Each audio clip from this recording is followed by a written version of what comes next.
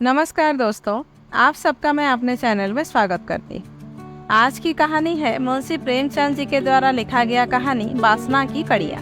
तो आइए कहानी को शुरू करते हैं। बहादुर भाग्यशाली कासिम मुल्तान की लड़ाई जीतकर घमंड के नशे से चूर चला जाता था।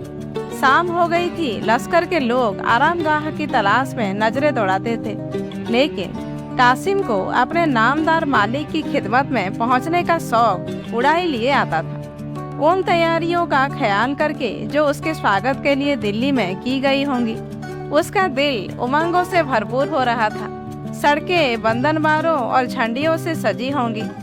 चौराहों पर नौबत खाने अपना सुहाना राग अलापेंगे। ज्यों ही मैं सरे शहर के अंदर दाखिल होऊंगा, शहर में शोर मच जाएगा। तोपें अगवानी के लिए जोर जोर से अपनी आवाजें बुलंद करेंगी। हवेलियों के झरोखों पर शहर की चांद जैसी सुंदर स्त्रियां आंखें गड़ाकर मुझे देखेंगी और मुझ पर फूलों की बारिश करेंगी। जड़ाऊ हौदों पर दरबार के लोग मेरी अगवानी को आएंगे। इस शान से दीवाने खास तक जाने के बाद जब मैं अपने हुजूर की खिदमत में पहुंचूंगा, तो वह बाहें खोले हुए मुझे सीने से लगाने के लिए उठेंगे और मैं बड़े आदर से उनके पैरों को चूम लूंगा। आह, वह शुभ घड़ी कब आएगी? कासिम मतवाला हो गया। उसने अपने चाव की बेसुधी में घोड़े को एड़ लगाई। कासिम लश्कर के पीछे था। घोड़ा एड़ लगाते ही आगे बढ़ा। कैदियों का झुंड पीछे छूट गया। घायल सिपाहियों की डोलियां पीछे छूटी। सवारों का दस्ता पीछे रहा। सवारों के आगे मुल्तान के राजा की बेगमों और शहजादियों के पंसे और सुखवाल थे। इन सवारियों के आगे पीछे हथियार बंद ख्वाजासराओं की एक बड़ी जमात थी। कासिम अपने रौ में घोड़ा चढ़ाए चला आता था। एकाएक उसे एक सजी हुई पालकी में से दो आंखें झांकती हुई नजर आई। कासिम ठिठक गया। उसे मालूम हुआ कि मेरे हाथों के तोते उड़ गए। उसे अपने दिल में एक कंपकंपी, एक कमजोरी और बुद्धि पर एक उन्माद सा अनुभव हुआ। उसका आसन खुद ब खुद ढीला पड़ गया। तनी हुई गर्दन झुक गई, नजरें नीची हुई। वहाँ दोनों आंखें दो चमकते और नाचते हुए सितारों की तरह, जिनमें जादू का सा आकर्षण था, उसके आदिल के गोसे में बैठी। वह जिधर ताकता था वही दोनों उमंग की रोशनी से चमकते हुए तारे नजर आते थे। उसे बर्छी नहीं लगी, कटार नहीं लगी। किसी ने उस पर जादू नहीं किया, मंथन नहीं किया। नहीं, उसे अपने दिल में इस वक्त एक मजेदार बेसुधी, दर्द की एक लज्जत, मीठी मीठी सी एक कैफियत और एक सुहानी चुभन से भरी हुई रोने की सी हालत महसूस हो रही थी। उसका रोने को जी चाहता था। किसी दर्द की पुकार सुनकर शायद वह रो पड़ता, बेताब हो जाता। उसका दर्द का एहसास जाग उठा था, जो इश्क की पहली मंजिल है। क्षण भर बाद उसने हुक्म दिया, आज हमारा यही कयाम होगा। आधी रात गुजर चुकी थी। लश्कर के आदमी मीठी नींद सो रहे थे।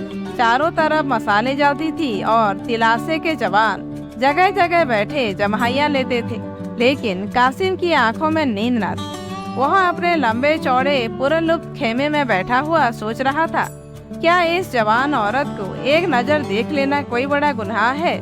माना कि वह मुल्तान के राजा की शहजादी है और मेरे बादशाह अपने हरम को उससे रोशन करना चाहते हैं, लेकिन मेरी आरजू तो सिर्फ इतनी है कि उसे एक निगाह देख लूं, और वह भी इस तरह कि किसी को खबर न हो, बस। और मान लो यह गुनाह भी हो तो मैं इस वक्त वह गुनाह करूंगा। अभी हजारों बेगुनाहों को इन्हीं हाथों से कत्ल कराया हूँ। क्या खुदा के दरबार में गुनाहों की माफी सिर्फ इसलिए हो जाएगी कि बादशाह के हुक्म से किए गए? कुछ भी हो, किसी नाजनीन को एक नज़र देख लेना किसी की जान लेने से बड़ा गुनाह नहीं। कम से कम मैं ऐसा नहीं समझता। कासिम दीनदार नौजवान था। वह देर तक इस काम के नैतिक पहलू पर गौर करता रहा। मुल्तान को फतेह करने वाला हीरो दूसरी बाधाओं को क्यों ख्याल में लाता? उसने अपने खेमे से बाहर निकलकर देखा। बेगमों के खेमे थोड़ी ही दूर पर गड़े हुए थे। कासिम ने तजान बुझाकर अपना खेमा उसके पास लगाया। इन खेमों के चारों तरफ कई मसाले जल रही थी और 5 हवसी ख्वाजासरा रंगी तलवारें लिए टहल रहे थे। कासिम आकर मसनद पर लेट गया और सोचने लगा, इन कमबख्तों को क्या नींद न आएगी? और चारों तरफ इतनी मसाले क्यों जला रखी है? इनका गुल होना जरूरी है। इसलिए पुकारा, मसरूर, हुजूर फरमाइए, मसाले बुझा दो, मुझे नींद नहीं आती। हुजूर रात अंधेरी है। हाँ, जैसी हुजूर की मर्जी। ख्वाजा सरा चला गया और एक पल में सबकी सब मसाले गुल हो गई। अंधेरा छा गया। थोड़ी देर में एक औरत शहजादी के खेमे से निकलकर पूछा, मसरूर, सरकमार पूछती है, यह मसाले क्यों बुझा दी गई? मसरूर बोला, सिपाहीदार साहब की मर्जी, तुम लोग होशियार रहना, मुझे उनकी नीयत साफ नहीं मालूम होती। कासिम उत्सुकता से व्यग्र होकर कभी लेटता था, कभी उठ बैठता था, कभी टहलने लगता था। बार बार दरवाजे पर आकर देखता, लेकिन पांचों ख्वाजा सरा देवों की तरह खड़े नजर आते थे। कासिम को इस वक्त यही धुन थी कि शहजादी का दर्शन क्यों कर हो। अंजाम की फिक्र, बदनामी का डर और शाही गुस्से का खतरा उस पुरजोर ख्वाहिश के नीचे दब गया था। घड़ियाल ने 1 बजाया। कासिम यूं चौंक पड़ा, गोया कोई अनहोनी बात हो गई। जैसे कचहरी में बैठा हुआ कोई फरियाद अपने नाम की पुकार सुनकर चौंक पड़ता है। ओहो, 3 घंटों में सुबह हो जाएगी, खेमे उखड़ जाएंगे, लश्कर कुछ कर देगा, वक्त तंग है, अब देर करने की, हिचकचाने की गुंजाइश नहीं। कल दिल्ली पहुंच जाएंगे। अरमान दिल में क्यों रह जाए? किसी तरह इन हरामखोर ख्वाजा सराओं को चकमा देना चाहिए। उसने बाहर निकलकर आवाज दी, मसरूर, हुजूर फरमाइए, होशियार हो ना। हुजूर पलक तक नहीं झपकी। नींद तो आती ही होगी, कैसी ठंडी हवा चल रही है। जब हुजूर ही ने अभी तक आराम नहीं फरमाया तो गुलामों को क्यों कर नींद आती? मैं तुम्हें कुछ तकलीफ देना चाहता, कहिए। तुम्हारे साथ 5 आदमी हैं, उन्हें लेकर जरा एक बार लश्कर का चक्कर लगाओ, देखो लोग क्या कर रहे हैं। अक्सर सिपाही रात को जुआ खेलते हैं, बाज आसपास के इलाकों में जाकर खरमस्ती किया करते हैं। जरा होशियारी से काम करना। मसरूर, मगर यहाँ मैदान खाली हो जाएगा। कासिम, मैं तुम्हारे आने तक खबरदार रहूंगा। मसरूर, जो मर्जी हुजूर। कासिम, मैंने तुम्हें मोतबर समझकर यह खिदमत सुपुर्द की है, इसका मुआवजा इंशाअल्लाह तुम्हें साकार से अता होगा। मसरूर ने दबी जबान से कहा, बंदा आपकी यह चालें सब समझता है, इंशाअल्लाह सरकार से आपको भी इसका इनाम मिलेगा। और तब जोर बोला, आपकी बड़ी मेहरबानी है। एक लम्हे में पांचों ख्वाजा सरा लश्कर की तरफ चले। कासिम ने उन्हें जाते देखा। मैदान साफ हो गया। अब वह बेधड़क खेमे में जा सकता था, लेकिन अब कासिम को मालूम हुआ कि अंदर जाना इतना आसान नहीं है जितना वह समझा था। गुनाह का पहलू उसकी नज़र से ओझल हो गया था। अब सिर्फ जाहिरी मुश्किलों पर निगाह थी। कासिम दबे पांव शहजादी के खेमे के पास आया। हालांकि दबे पांव आने की जरूरत न थी। उस सन्नाटे में वह दौड़ता हुआ चलता तो फिर भी किसी को खबर न होती। उसने खेमे से कान लगाकर सुना, किसी की आहट न मिली। इत्मीनान हो गया। तब उसने कमर से चाकू निकाला और कांपते हुए हाथों से खेमे की 2-3 रस्सियां काट डाली। अंदर जाने का रास्ता निकल आया। उसने अंदर की तरफ झांका। एक दीपक जल रहा था। 2 बांदियां फर्श पर लेटी हुई थी और शहजादी एक मखमली गद्दे पर सो रही थी। कासिम की हिम्मत बढ़ी। वह सरक कर अंदर चला गया और दबे पांव शहजादी के करीब जाकर उसके दिल भरे हुस्न का अमृत पीने लगा। उसे जब वह भय न था जो खेमे में आते वक्त हुआ था। उसने जरूरत पड़ने पर अपनी भागने की राह सोच ली थी। कासिम 1 मिनट तक मूरत की तरह खड़ा शहजादी को देखता रहा। काली काली लटें खुलकर उसके गालों को छिपाए हुए थी। गोया काले काले अक्षरों में एक चमकता हुआ शायराना ख्याल छिपा हुआ था। मिट्टी की इस दुनिया में यह मजा, यह धुलावट, वह दीप्ति कहाँ? कासिम की आंखें इस दृश्य के नशे में चूर हो गई। उसके दिल पर एक उमंग बढ़ाने वाला उन्माद सा छा गया जो नतीजों से नहीं डरता था। उत्कंठा ने इच्छा का रूप धारण किया। उत्कंठा में अधीरता थी और आवेश, इच्छा में एक उन्माद और पीड़ा का आनंद। उसके दिल में इस सुंदरी के पैरों पर सर मलने की, उसके सामने रोने की, उसके कदमों पर जान दे देने की, प्रेम का निवेदन करने की, अपने गम का बयान करने की एक लहर सी उठने लगी। वह वासना के भंवर में पड़ गया। कासिम आध घंटे तक उस रूप की रानी के पैरों के पास सर झुकाए सोचता रहा कि उसे कैसे जगाऊं। ज्यों ही वह करवट बदलती, वह डर के मारे थरथरा जाता। वह बहादुरी जिसने मुल्तान को जीता था उसका साथ छोड़ देती थी।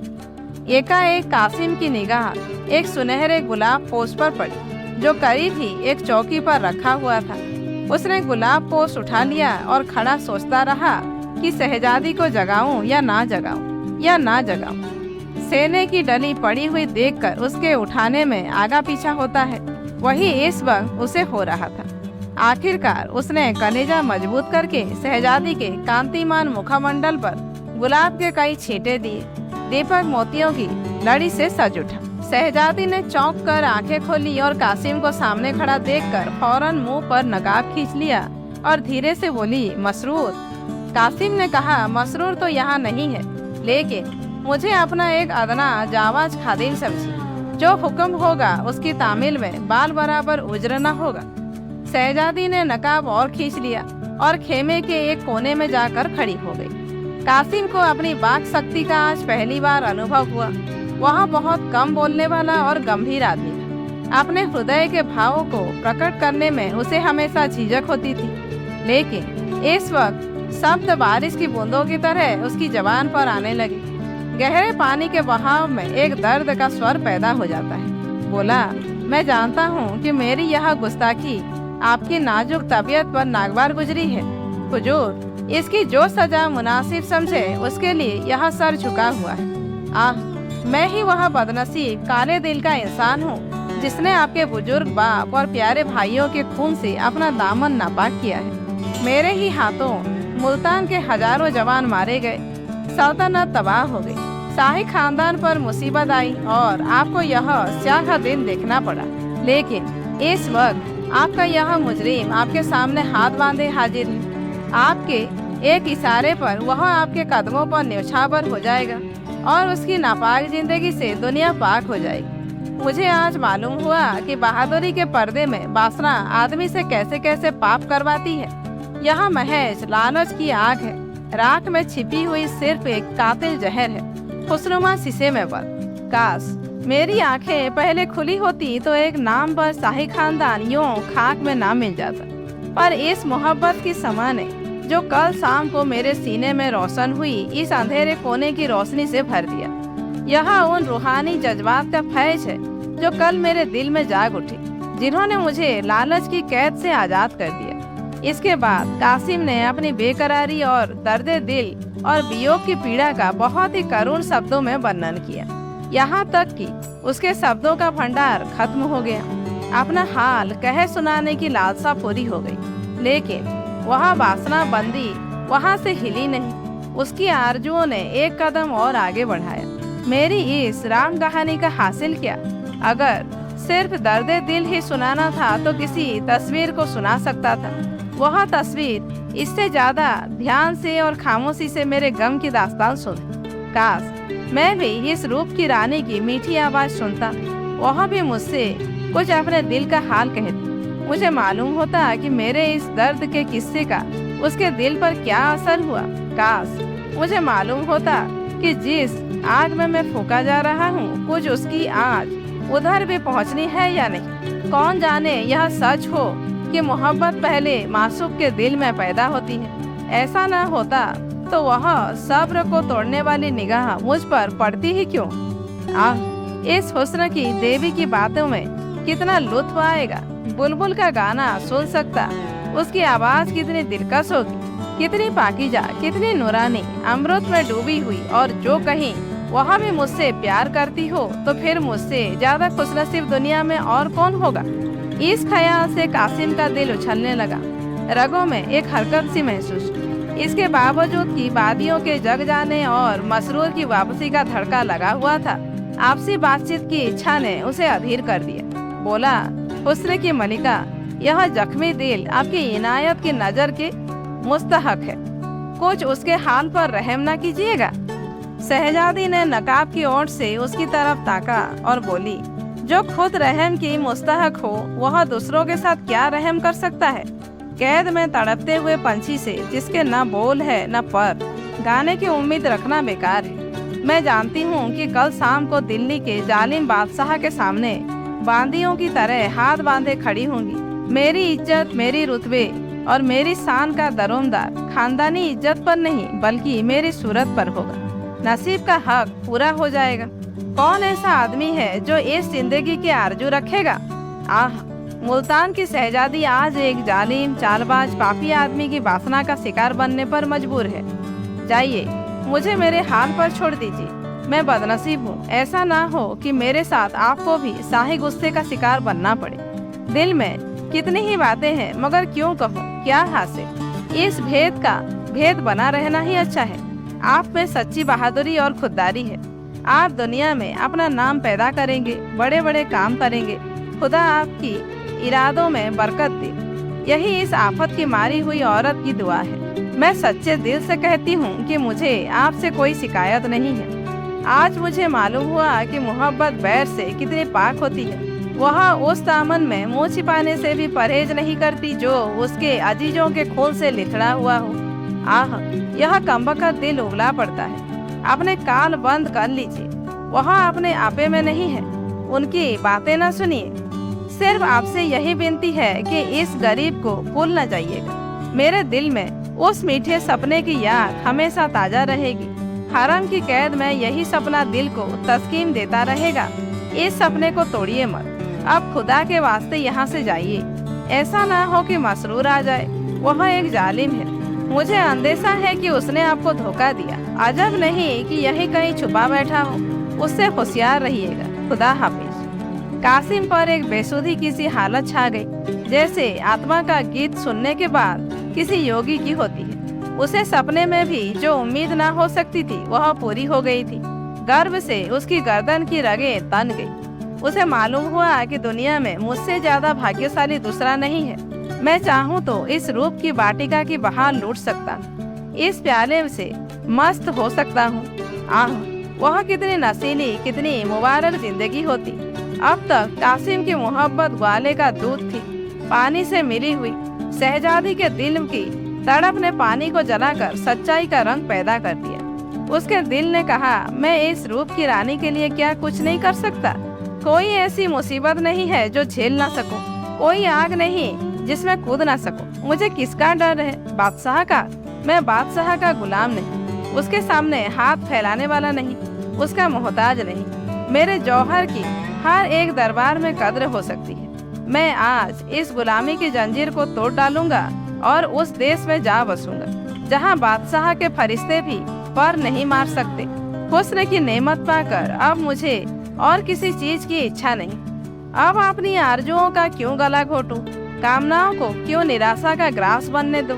उसने उन्माद की इस स्थिति में कमर से तलवार निकाली और जोश के साथ बोला, जब तक मेरे बाजुओं में दम है कोई आपकी तरफ आंख उठाकर देख भी नहीं सकता, चाहे वह दिल्ली का बादशाह ही क्यों ना हो। मैं दिल्ली से पूछे और बाजार में खून की नदी बहा दूंगा, सल्तनत के जड़े हिला दूंगा, शाही तख्त को उलट पलट रख दूंगा और कुछ न कर सकूंगा तो मर मिटूंगा, पर अपनी आंखों से आपकी यह जिल्लत न दिखूंगा।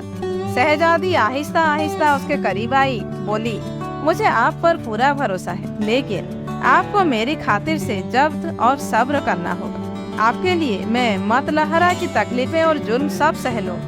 आपकी मोहब्बत ही मेरी जिंदगी का सहारा हो। यह यकीन है कि आप मुझे अपनी समझते हैं, मुझे हमेशा संभालता रहेगा। कौन जाने तकदीर हमें फिर मिलाए। कासिम ने अकड़ कर कहा, आप दिल्ली जाए ही क्यों? हम सुबह होते होते भरतपुर पहुंच सकते हैं। शहजादी, मगर हिंदुस्तान के बाहर तो नहीं जा सकते। दिल्ली की आंख का कांटा बनकर मुमकिन है हम जंगलों और वीरानों में जिंदगी के दिन काटे, पर चैन नसीब न होगा। असलियत की तरफ से आंखें बंद न कीजिए। खुदा ने आपकी बहादुरी दी है, पर तेगे इब्तिहामी भी तो पहाड़ से टकरा कर टूट ही जाएगी। कासिम का जोश कुछ धीमा हुआ। भ्रम का पर्दा नजरों से हट गया। कल्पना की दुनिया में बढ़ बढ़ कर बातें करना आदमी का गुण है। कासिम को अपनी बेबसी साफ दिखाई पड़ने लगी। बेशक मेरी यह लतरनानिया मजाक की चीज है। दिल्ली के शाह के मुकाबले में मेरी क्या हस्ती है? उनका एक इशारा मेरी हस्ती को मिटा सकता है। हसरत भरे लहजे में बोला, मान लीजिए हमको जंगलों और वीरानों में ही की जिंदगी के दिन काटने पड़े तो क्या?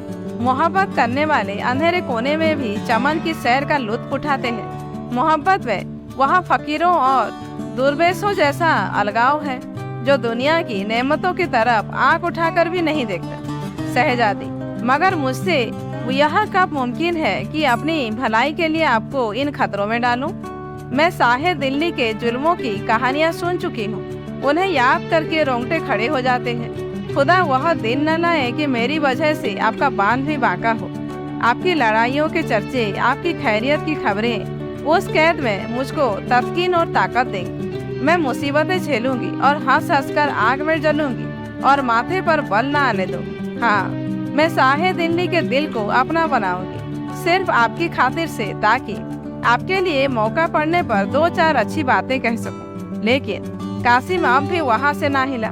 उसकी आरजुएं उम्मीद से बढ़कर पूरी होती जाती थी, फिर हवस भी उसी अंदाज से बढ़ती जाती थी। उसने सोचा, अगर हमारी मोहब्बत की बहार सिर्फ कुछ लम्हों की मेहमान है, तो फिर उन मुबारकबाद लम्हों को आगे की चिंता से क्यों बेमजा करे। अगर तकदीर में इस हुस्न की नेमत को पाना नहीं लिखा है, तो इस मौके को हाथ से क्यों जाने दो। कौन जाने फिर मुलाकात हो या ना हो, यह मोहब्बत रहे या ना रहे। बोला, शहजादी, अगर आपका यही आखिरी फैसला है तो मेरे लिए सिवाय हसरत और मायूसी के और क्या चारा है। दुख होगा, कुढ़ूंगा, पर सब्र करूंगा। अब एक दम के लिए यहाँ आकर मेरे पहलू में बैठ जाइए, ताकि इस बेकरार दिल को तस्कीन हो। आइए, एक लम्हे के लिए भूल जाऊं कि जुदाई की घड़ी हमारे सर पर खड़ी है। कौन जाने यह दिन कब आए। शान शौकत गरीबों की याद भुला देती है। आइए एक घड़ी मिलकर बैठे, अपने जुल्फों की अंबरी खुशबू से इस जलती हुई रूह को तरावट पहुंचाइए। यह बाहें गलों की जंजीरें बन जाए। अपने बिल्लौर जैसे हाथों से प्रेम के प्याले भर भर कर पिलाइए। सागर के ऐसे दौर चले कि हम छक जाएं।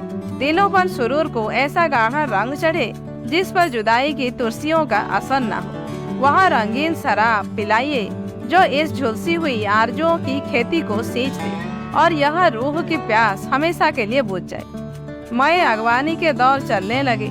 शहजादी की बिल्लौरी हथेलियों में सुर्ख शराब का प्याला ऐसा मालूम होता था जैसे पानी की बिल्लौरी सतह पर कमल का फूल खिला हो। कासिम दिनों दुनिया से बेखबर प्याले पर प्याले चढ़ाता जाता था, जैसे कोई डाकू लूट के माल पर टूटा हुआ। यहाँ तक कि उसकी आंखें लाल हो गई, गर्दन झुक गई, पी पी कर मदहोश हो गया। शहजादी की तरफ वासना भरी आंखों से ताकता हुआ बाहें खोले बढ़ा कि घड़ियाल ने 4 बजाए और कूच के डंके की दिल छेद देने वाली आवाजें कान में आई। बाहें खुली की खुली रह गई। लौंडियां उठ बैठी, शहजादी उठ खड़ी और बदनसीब कासिम दिल की आरजुएं लिए खेमे से बाहर निकला, जैसे तकदीर के फौलादी पंजे ने उसे ढकेल कर बाहर निकाल दिया। अब अपने खेमे में आया तो दिल आरजुओं से भरा हुआ था।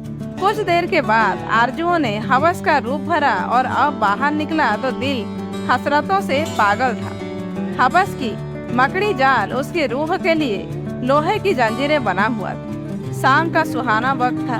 सुबह की ठंडी ठंडी हवा से सागर में धीरे धीरे लहरें उठ रही। बहादुर किस्मत का धनी कासिम मुल्तान के मोर्चे को सर करके गर्व की मदिरा पिए उसके नशे में चूर चला जाता था। दिल्ली की सड़कें बंधनबारों और झंडियों से सजी हुई थी। गुलाब और केवड़े की खुशबू चारों तरफ उड़ रही थी। जगह जगह नौबत खाने अपना सुहाना राग गा रहे थे। तोपों ने अगवानी की घनगरज सदाएं बुलंद। ऊपर झरोखों में नगर की सुंदरियां सितारों की तरह चमकने लगी। कासिम पर फूलों की बरखा होने लगी। वह शाही महल के करीब पहुंचा तो बड़े बड़े अमीर उमरा उसकी अगवानी के लिए कतार बांधे खड़े थे। इस शान से वह दीवाने खास तक पहुंचा। उसका दिमाग इस वक्त 7वें आसमान पर था। चाव भरी आंखों से ताकता हुआ बादशाह के पास पहुंचा और शाही तख्त को चूम लिया। बादशाह मुस्कुराकर तख्त से उतरे और बाहें खोले हुए कासिम को सीने से लगाने के लिए बढ़े। कासिम आदर से उनके पैरों को चूमने के लिए झुका कि एकाएक उसके सिर पर एक बिजली सी गिरी। बादशाह का तेज खंजर उसकी गर्दन पर पड़ा और सर तन से जुदा होकर अलग जा गिरा। खून के फव्वारे बादशाह के कदमों की तरफ, तख्त की तरफ और तख्त के पीछे खड़े होने वाले मसरूर की तरफ लपके। गोया कोई झल्लाया हुआ आग का सांप है। घायल शरीर एक पल में ठंडा हो गया, मगर दोनों आंखें हसरत की मारी हुई दो मूर्तों की तरह देर तक दीवारों की तरफ ताकती रही। आखिर वह भी बंद हो गई। हवस ने अपना काम पूरा कर दिया। अब सिर्फ हसरत बाकी थी, जो बरसों तक दीवाने खास के दरो दीवार पर छाई रही और जिसकी झलक अभी तक कासिम के मजार पर खास फूस की सूरत में नजर आती। तो दोस्तों, आज की कहानी यहीं पर समाप्त होती है। कहानी कैसी लगी कमेंट करके जरूर बताइए। अच्छी लगी हो तो एक लाइक कीजिए, जानने वालों को शेयर कीजिए और ऐसे ही वीडियोज आगे देखने के लिए मेरे चैनल को सब्सक्राइब करना मत भूलिए।